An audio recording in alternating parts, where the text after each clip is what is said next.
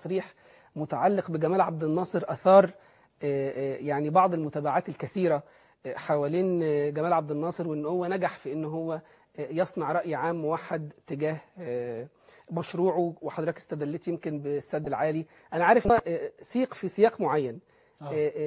السياق ده أثار عند بعض الناس التباس، إن هو شعر بإن حضرتك بتقارن بين نموذج جمال عبد الناصر كشخص وبين نموذج محمد مرسي كشخص، وبتقارن بين نجاح هذا وفشل ذاك. لا هل فهم بهذا السياق ولا لا؟ أنا أشكر لك طبعا إتاحة الفرصة الكريمة دي. بسم الله والحمد لله والصلاة والسلام على رسول الله.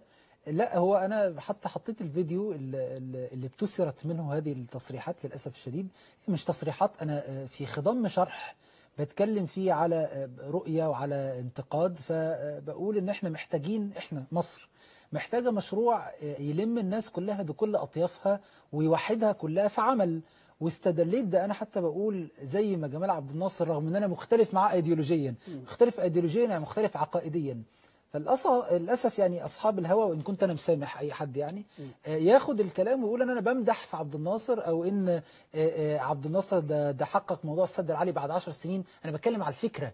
أنا بقول إن حاجة زي السد العالي جمعت كل المصريين بغض النظر عن انتماءاتهم. أنا عايز مشاريع زي دي فقط يعني. والأمر طبعا أثير به زوبعة بلا أي مبرر. صحيح. فطبعا لا، مفيش وجه للمقارنة.